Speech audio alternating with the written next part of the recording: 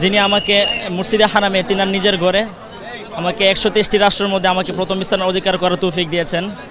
আমি সেই রবের কাছে কৃতজ্ঞতা আদায় করতে চাই এবং বাংলাদেশের 18 কোটি মানুষের দোয়াই আমার এই বিশ্বজয়ী করা সম্ভব হয়েছে বলে আমি মনে করি। হাফেজ আনাসের এই অর্জনে আবেগ আপ্লুত তার পিতা এবং স্বজনরা। বিশ্বের 123টি রাষ্ট্রের মধ্যে বাংলাদেশের হাফেজ নাসরুল্লাহ আনাস বিন আতিক সারা বিশ্বের মধ্যে চ্যাম্পিয়ন হয়েছে। ওর বাবা আমি 18 কোটি মানুষের দোয়া পেয়েছি, 18 কোটি মানুষ দোয়া করেছে, সেই বিদায় আমার ছেলে সারা বিশ্বের মধ্যে 1 নম্বর হয়েছে। আমার ভাতিজা আলহামদুলিল্লাহ সে বাংলাদেশের জন্য একটা অর্জন করে আনছে, নোবেলের থেকে আরো বেশি। এ সময় বক্তারা বলেন, এই অর্জন শুধু পরিবার কিংবা দেশের আলেম সমাজই নয়, বিশ্ব দরবারে বাংলাদেশকেও সম্মানিত করেছে।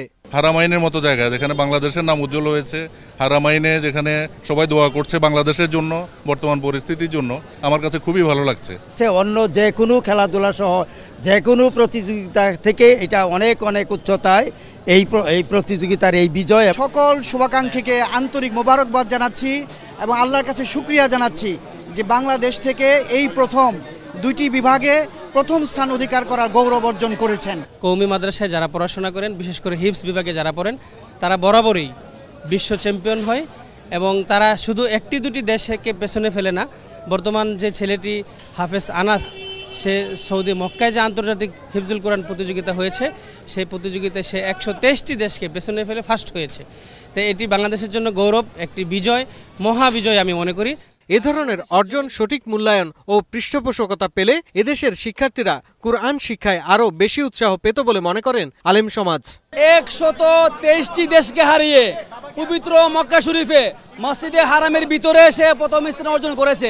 বিশ্বের এত বড় প্রতিযোগিতা 123 দেশকে নিয়ে আর কোনো সময় হয়নি, এটাই সবচেয়ে বড় প্রতিযোগিতা।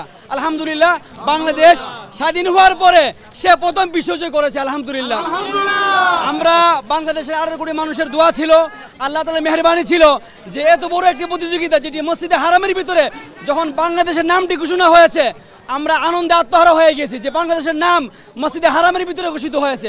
আজকে সরকার যদি এই প্রতিভাবানদেরকে তাদেরকে আজকে প্যাট্রোনাইজ করে তাদের মেধা বিকাশের জন্য ব্যবস্থা করে দেয়, আমার দৃঢ় বিশ্বাস তারা গোটা বিশ্ব যেমন কোরআনে জয় করেছে, তারা আজকে ডক্টর ইউনূস সাহেবের মতো জ্ঞানী গুণে আজকে গোটা বিশ্বকে জয় করতে সক্ষম হবে। অনেকগুলি দেশকে পিছিয়ে ফেলে দিয়ে সে ফার্স্ট হয়েছে। এটা আমরা অত্যন্ত এতমিনানের সাথে বলছে যে আমরা সুন্দরভাবে, সুষ্ঠুভাবে, সঠিকভাবে আল্লাহকে ভয় করে আমরা বিচার করেছি। শাহরিয়ার বাঁধন, গ্লোবাল টেলিভিশন, ঢাকা।